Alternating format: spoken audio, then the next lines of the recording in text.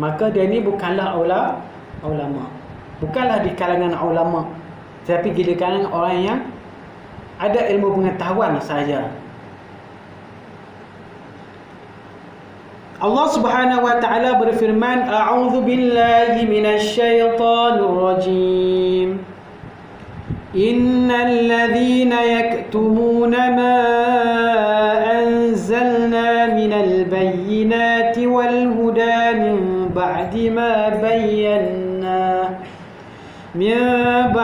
ma bayyanahu lin-nasi fil kitabi ulaika yal'anuhumullahu wa yal'anuhumul la'inun. Maksudnya, innal ladzina yaktumuna ma anzalna, sesungguhnya orang-orang yang menyembunyikan apa yang kami turunkan. Dia sembunyikan.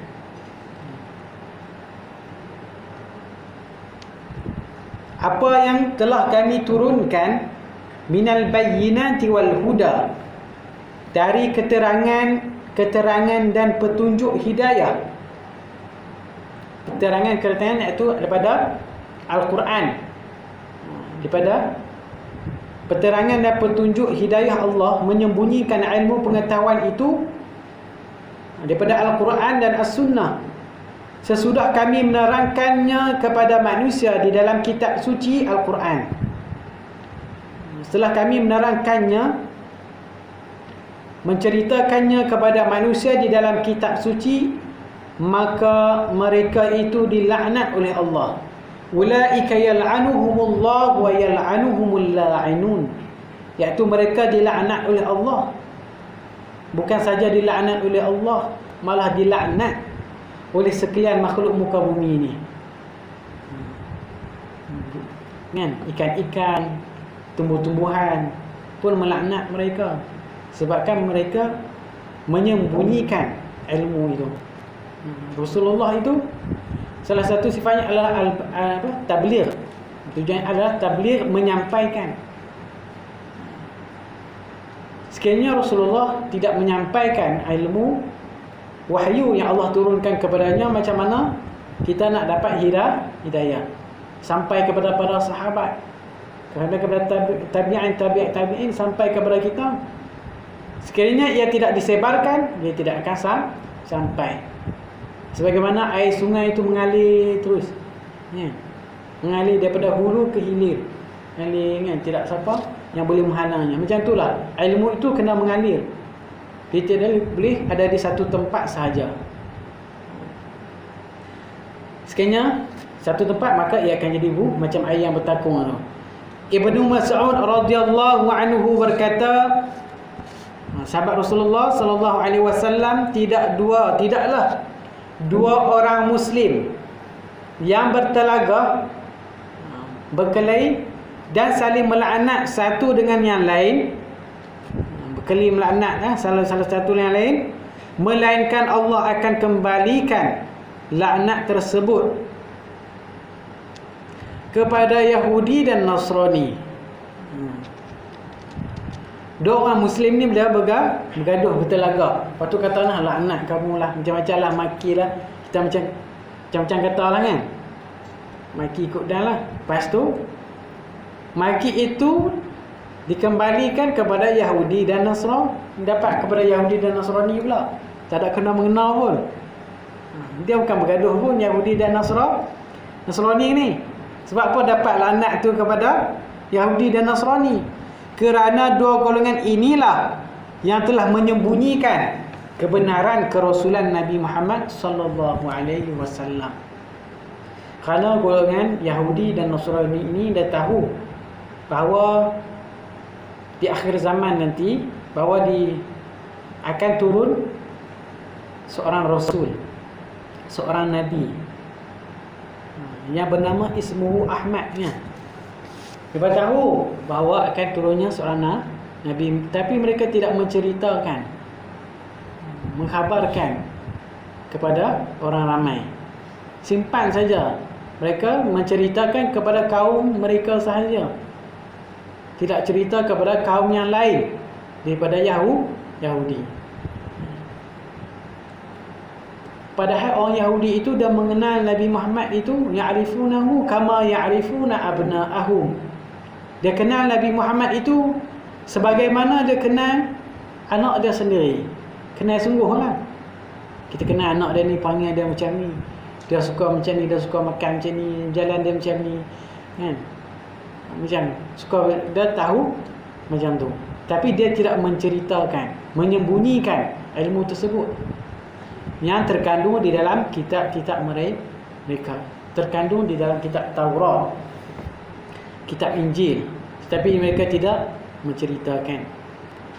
Allah Subhanahu wa taala berfirman, a'udzu billahi minasyaitonir rajim.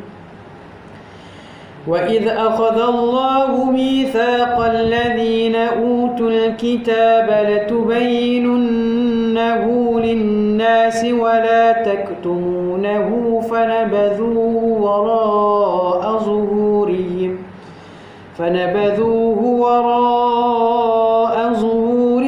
واشتروا به ثمنا قليلا فبئس ما يشترون. Maksudnya, dan ingatlah ketika Allah mengambil perjanjian setia, wa idz akhadallahu mitsaqal ladzi, mengambil perjanjian setia, mitsaq perjanjian setia dari orang-orang yang telah diberikan kitab. Orang-orang yang telah diberikan kitab, Yahudi dan Nasrani. Demi sesungguhnya hendaklah kamu menerangkan isi kitab itu. Kena terangkan. Kitab itu jangan letak simpan. Kena terangkan kepada manusia.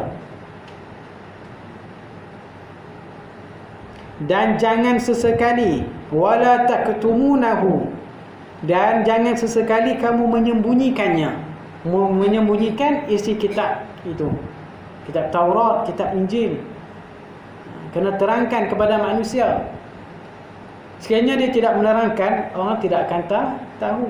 Orang akan terus di dalam dosa, terus membuat maksiat. Tapi dunia sekarang kita ni bukanlah tidak menyampaikan, terlebih sampai. Bukan dekat Masjid Surau, dekat dalam internet, YouTube semua ada kan. Macam-macam lah, Google pun tengok kan. Menerangkan, tapi kena cek, tengoklah macam-macam sekarang ni. Bukanlah tidak menyampaikan, tetapi kita ni tidak menerimanya. Kita tak mau terima apa yang orang sampaikan, walaupun kita tahu itu benar. Kemudian mereka membuang perjanjian setia itu ke belakang mereka. Bukan saja tidak cerita kepada orang lain, tapi dia buang kitab mereka. Mereka tak pakai kitab mereka itu, di mana orang Yahudi. Bahkan mereka menyelewengkan. Mereka buat satu kitab yang lain selain daripada kitab Injil, iaitu kitab Bible, yang telah mereka selewengkan mengikut fahaman pemikiran mereka, bukanlah mengikut wahyu daripada Allah Subhanahu wa taala. Maka apabila kita ikut pemikiran kita, nafsu kita, maka akan jadilah sesat. Bukan saja tidak menceritakan orang Yahudi ni, panggil depa ni, tetapi mereka itu membuang kitab mereka, tak pakai langsung, membuang perjanjian setia itu, kitab mereka itu ke belakang mereka. Buang belakang tu maksudnya tak pakai, tak ambil tahu langsung. Serta mereka menukarkannya, mereka mengubahnya. Kita walaupun kita tak ikut Al-Quran, ada setengah orang Islam, ada bahagian mereka yang tidak mengikut Al-Quran, buang Al-Quran, tak ikut, maka mereka akan jadikan kafir. Wal'iyadzubillah. Tetapi kalau dia tu sengaja tidak mahu melaksanakan sebab dia kata tak sampai masanya, tahu solat tu wajib, kenapa tak sembahyang ni, malah lah, itu macam mana? Itu adalah fasik. Bahkan mereka menukarkannya, mereka mengubahnya. Seperti mana mereka mengubah kitab Injil itu, ubah jadi kitab Bible. Bible juga ada dua, Old Testament dengan New Testament kan. Mereka ubahlah ikut fahaman pemikiran mereka sendiri. Tapi Al-Quran bukanlah mengikut fahaman pemikiran manusia. Ia adalah wahyu daripada Allah Subhanahu Wa Taala. Dengan mengambil faedah dunia yang sedikit. Untuk mengambil faedah dunia, mereka buang terus kitab mereka, tak pakai terus. Nak ambil dunia tu. Bahkan mereka menukar pakai kitab yang lain. Maka amatlah buruk fabi saba yashtarun. Maka amatlah buruk apa yang mereka dapati daripada penukaran kalamullah dan janjinya itu. Mereka menukar, mereka mengubah kitab Allah Subhanahu Wa Taala. Kitab yang Allah turunkan daripada Jibril kepada Nabi mereka, mereka ubah. Bahkan pada masa Nabi sendiri ada pun mereka berani langgar. Pada Nabi Musa ada, Nabi Isa pun mereka nak bunuh Nabi Isa. Nabi Musa mereka melanggar perintah masa Nabi Musa masih hidup. Nabi Musa kata, tunggu saat aku akan pergi berkhalwah, aku akan bermunajat kepada Allah Subhanahu Wa Taala di Bukit Tursina selama 40 hari. Duduklah elok-elok. Lepas tu, sebelum Nabi Musa pergi, mereka sembah Allah Ta'ala. Tapi selepas 40 hari itu, mereka tengok orang Yahudi ni telah sembah sapi, telah sembah lembu. Lembu yang mereka ukir sendiri. Lembu yang mereka ukir yang berwarna emas. Lalu Musa sendiri dia meniupkan ruh kan. Allah bagi kelebihan. Dan tengok, aku boleh hidupkan lembu ni. Kalau aku boleh hidupkan lembu ni, sembahlah lembu ni. Dia tiup ruh itu. Tiup, maka dengan izin Allah Ta'ala hidup lembu tu. Musa sendiri ni lah yang ukir dia punya sapi tu. Benar sekali. Tengoklah, berubah dah. Sembah benda lain dah. Kita, masyarakat kita ni walaupun jahat, sebahagian kita jahat, mencuri, merasuah sebagainya, tapi dia tidak mengubah agama. Mengubah agama ni satu yang sangat besar. Kita tak ubah, tak tukar agama. Kita masih lagi agama Islam, tapi kita tidak mengamalkannya. Tidak mengamalkan sepenuhnya Al-Quran itu. Tapi mereka ni buang terus, tak pakai terus, tukar lagi. Pakai kitab yang lain. Mereka menjadi kafir wal'iyadzubillah. Imam Al-Wahidi berkata, ayat ini diturunkan khas untuk orang Yahudi di Madinah. Orang Yahudi di Madinah. Pasal apa orang Yahudi pada masa itu duduk di Madinah? Ada Yahudi ni kata asal mereka di Palestin. Padahal sejarah mereka juga mereka pernah duduk di Madinah. Dan ada juga mereka pernah duduk di Mesir kan.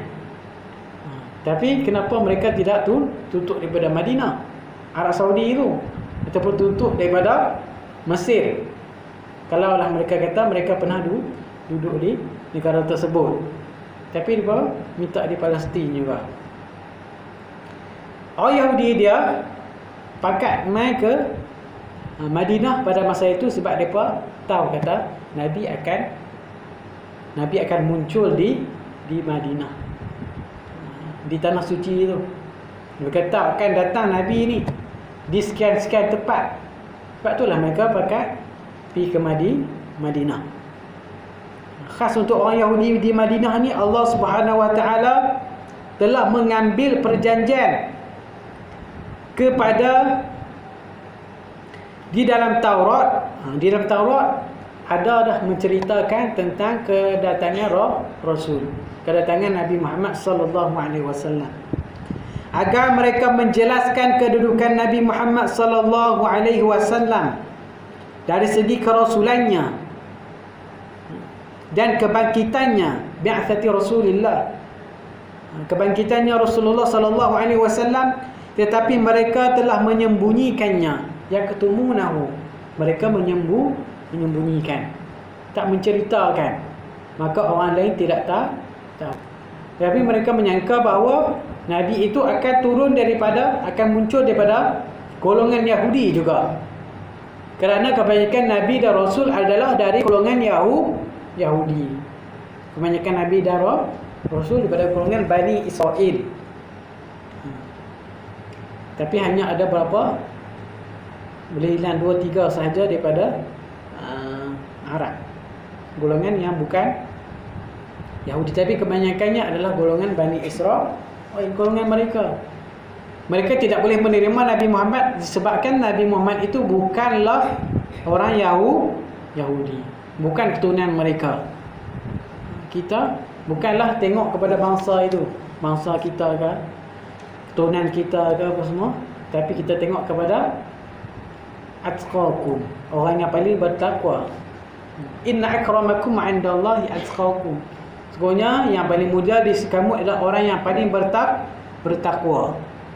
Kira India ke China ke, yang Islam itu yang penting dulu, yang diutamakan dulu. La fadla li'arabiyyin 'ala 'ajamiyyin illa bittaqwa. Tidak ada kelebihan bagi orang Arab itu di atas orang yang bukan Arab itu, melainkan dengan takwa. Kalau tak ada takwa, tidak ada gunanya kita punya bangsa kita punya turunan kita. Tapi orang Yahudi tidak pandang semua itu, dia pandang turunan dulu. Dia pandang dia punya bangsa dulu.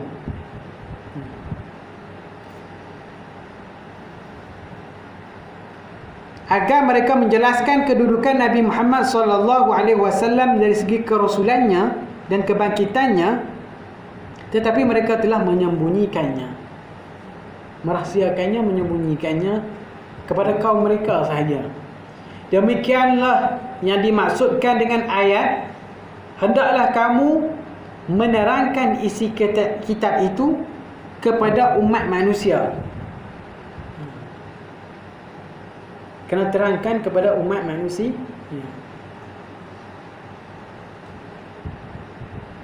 Dan jangan sesekali kamu menyembunyikannya. Tugas Rasulullah sallallahu alaihi wasallam adalah tabligh, adalah menyampaikan isi Al-Quran kepada umat manusia yang terkandung di dalam Al-Quran itu kepada umat manusia. Allah tak turunkan hanya kitab, Allah turunkan Nabi sekali. Sebab daripada Nabi Muhammad lah kita boleh mengambil contoh, mengambil tauladan. Balighu anni walau ayah, sampailah daripada kadaku walaupun satu ayat. Jangan kita menyembunyikan ilmu kita itu. Jiran kita, adik-beradik kita kena tegur. Yang penting keluarga kita dulu, lepas tu barulah orang lain. Al-Hasan berkata, Imam Al-Hasan berkata, ini adalah perjanjian khas Allah bersama dengan para ulama Yahudi, ulama Bani Israel. Bani Israel juga ada ulama mereka, orang yang berpengetahuan, orang yang mengetahui alim tentang kitab mereka itu. Dia tahu, bahkan dia tahu ciri-ciri Nabi ni macam ni. Tapi siapa dia tidak mau terima sebab Nabi bukan keturunan mereka, bukan keturunan Yahudi, tapi keturunan Arab. Itu yang mereka tidak boleh terima. Supaya mereka menerangkan kepada manusia apa yang telah terdapat di dalam kitab Taurat. Apa yang terkandung terdapat di dalam kitab Taurat itu. Bukan hanya simpan di kalangan mereka sahaja. Mereka kena terangkan kepada orang lain, orang yang bukan Yahudi, orang yang bukan ahli kitab, yang menyebutkan tentang kerasulan agung baginda Nabi Muhammad sallallahu alaihi wasallam. Keagungan Nabi, kerasulan Nabi Muhammad sallallahu alaihi wasallam. Bahkan bukan saja manusia ini menghormati Nabi Muhammad, tumbuh-tumbuhan, haiwan pun menyukai sambut kelahiran Nabi Muhammad sallallahu alaihi wasallam. Dan maksud ayat kemudian mereka membuang perjanjian mereka. Fanabadhuhu wara'a zuhurihim. Kemudian mereka membelakangkan, mereka membuangkan, tidak menghiraukan, tak ambil tahu. Yang ini tidak mengendahkannya, tak ambil tahu langsung. Tahu Al-Quran, tahu apa? Kitab Taurat, kitab Injil, mereka tidak memakainya. Kalau kita tidak ada pedoman, tidak ada panduan, maka kita akan terasa sesat. Kalau kita berjalan ni, tak tahu mana signboard apa, tak ada tanda apa, tak ada ni, GPS apa pun tak ada panduan. Nak tanya orang pun keliling tak ada. Macam mana kita nak tuju? Lepas tu serahlah kepada Allah, serahlah. Tak ada tujuan. Ada menceritakan unta ni kalau dia berjalan ni, dia sesat di padang pasir. Dia akan berjalan, dia rasa bila dia rasa dia sesat, dia akan berhenti. Dia duduk satu tempat tu. Sampailah tuan dia datang ambil. Tak macam binatang lain. Dia sesat dah, pusing ni, dia kata, sesat dah ni. Maka dia pun tahu kata dia sesat, maka dia berhenti. Dan dia duduk. Sampailah tuan dia ambil. Itu unta. Tapi manusia kalau tidak ada pedoman, tidak ada panduan, maka akan sesat habislah. Dhallu wa adall. Sesat dan menyesatkan. Dan maksud ayat, kemudian mereka membuang perjanjian setia itu ke belakang mereka. Yang dimaksudkan dengannya ialah mereka membelakangkan, yakni tidak mengendahkannya, tak ambil hirau, tak ambil tahu langsung. Demikian pula maksud ayat serta mereka menukarkannya. Bahkan mereka mengubahkannya. Kita ni kalau ubah satu huruf Al-Quran pun tidak menjadi kafir. Tidak boleh mengubah walaupun satu huruf pun. Bahkan kalau kita tersilap baca pun makruh. Kalau kita sengaja baca tu silap, maka berdosa besar. Dengan mengambil faedah dunia yang sedikit. Faedah dunia yang sedikit, yang sementara itu. Mereka menjual agama mereka, jual kitab mereka, tak pakai langsung dah. Di dunia ni banyaklah di zaman sekarang ni orang yang tak pakai langsung dunia, tak pakai langsung agama Islam saja. Semua parti politik adalah Islam. Tetapi cara pemahaman ataupun dia punya dakwah dia itu berlainan. Pemahaman itu. Betul tak? Semua parti kan, parti Melayu semua ni, semua kata Islam. Melayu Islam semua. Tetapi apakah yang dimaksudkan Islam yang di bawah itu? Islam yang rahmatan lil alamin. Ada juga nak guna rahmatan lil alamin, tetapi adakah dimaksudkan dengan rahmat sekalian alam itu? Pemahaman tu pun berlainan. Semua Islam. Yang mereka tukarkan nilai harga yang sedikit ketika mengajarkan ilmu kepada pengikut mereka. Mereka nak habuan dunia itu lebih. Sehingga tukar agama pun tak apalah. Kata macam tu, sampai macam tu. Tapi kita ni, misalnya bangsa Melayu ni, dia jarang tukar agama. Tukar parti biasalah. Kalau tukar agama, tak. Jangan tukar agama. Tetapi bagi masyarakat Yahudi ini suka sangat, bukan saja perkara yang kecil, bahkan perkara agama sendiri pun mereka sanggup tukarkan. Kitab mereka sanggup ubah. Itulah bezanya bangsa Yahudi ini.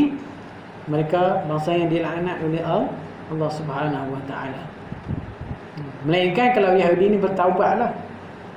Tapi sedikit sahaja yang bertaubat, yang kembali kepada pangkal jalan.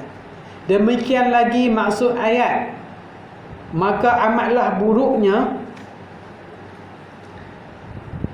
apa yang mereka dapati dari penukaran, pengubahan. Apa yang mereka ubah itu. Kita kalau ubah tempat tak apa, ubah alamat, ubah apa lagi, ubah kenderaan kan, tambah sana tambah tak apa. Tapi kalau agama kita jangan tambah, ataupun kita kurangkan. Benda lain tak apa. Benda yang berkaitan dengan agama, akidah kita, janganlah kita mudah kita tukar macam tu. Bahkan parti sendiri pun kita setia kan. Tapi agama itu lebih lagi lah. Ibnu Abbas berkata, amat buruk apa yang mereka perdagangkan. Mereka menjadikan agama ini alat perdagangan, boleh dijual beli. Allah ni mereka kata tak hirau sangatlah Yahudi ni. Bahkan ketika Nabi mereka ada di hadapan Nabi mereka sendiri, mereka berani melanggar perintah Allah. Itulah mereka ini bangsa yang Allah memberikan mereka kelebihan, tetapi mereka menyalahgunakannya. Allah memberi kelebihan kepada bangsa Yahudi, Bani Israel, dengan menurunkan Nabi daripada golongan mereka, pada keturunan mereka Bani Israel. Tapi mereka menyalahgunakannya, kerana mereka akan menjadi orang yang rugi dan tercela. Bahkan rugi, tercela, bukan saja rugi di dunia. Rugi di dunia ni kita boleh tak apalah, hinggalah sikit kan. Rugi berapa? Rumah terbakar kan, kereta rosak, hilang harta benda, hilang keluarga, hilang segalanya di dunia ni, tak apa lagi. Tapi kalau hilang di akhirat, hilang, rugi di akhirat, rugi selama-lamanya.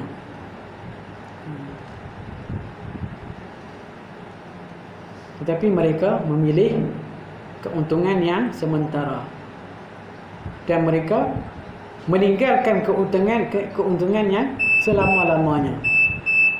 Itulah orang Yahudi. Janganlah jadi macam orang Yahudi ini. Nabi Muhammad sallallahu alaihi wasallam bersabda, sikit lagi, an Abi Hurairah qala Rasulullah sallallahu alaihi wasallam, man ta'allama ilman mimma yubtagha bihi wajhullah azza wa jalla la yata'allamuhu illa liyusiba bihi 'aradan min ad-dunya lam yajid 'arafa al-jannah yawm al-qiyamati ya'ni rihaha. Rawahu Abu Dawud.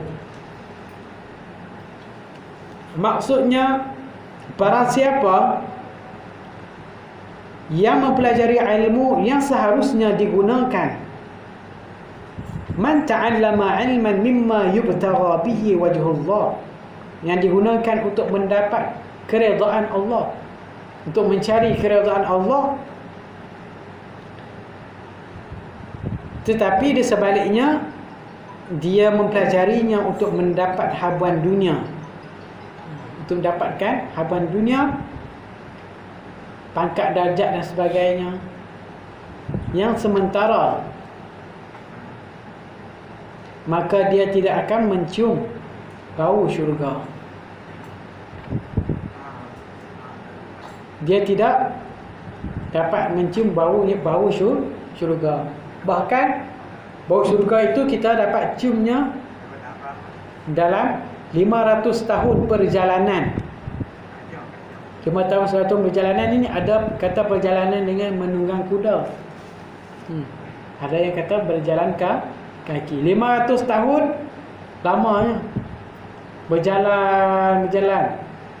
Kita berjalan lama ni apa tahun dah? Tak sampai 100 tahun lah lagi. Tapi ni dah 500 tahun perjalanan. Dah boleh dah. Sebelum sampai 500 tahun dah boleh bau syurga. Tapi orang yang mempelajari ilmu semata-mata untuk dunia sahaja. Tapi kebanyakannya orang lah ni belajar apa semua tu untuk kemahuan dunia.